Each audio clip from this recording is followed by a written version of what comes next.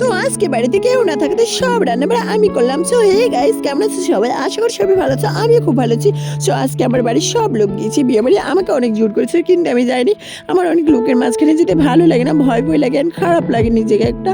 So সব লোক তাকিয়ে থেকে তার জন্য কিন্তু আমি যাই না। সো আজকে আমি বাড়িতে একাই রান্না করে খেলাম। সো আজকে আমি বাড়িতে রান্না করছি ডিম তরকারি, বেগুন ভাজা, বাঁধাকপি ভাজা, তারপর ছিল বেগুন ভাজা, তারপর ছিল সাদা ভাত। লাইফে ফার্স্ট টাইম সাদা ভাত রান্না করছি, কিন্তু ভাতটা অনেক দারুণ হয়েছে, ভালো লাগছিল আমার কাছে।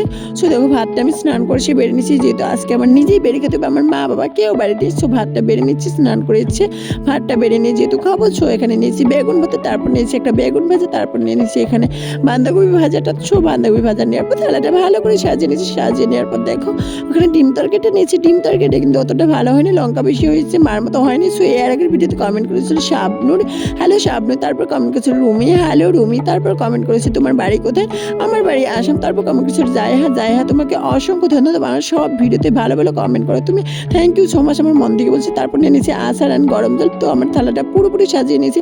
আমার ভিডিও কে কোথা থেকে দেখো অবশ্যই কমেন্ট করে জানাবে। Tata, bye bye, subscribe.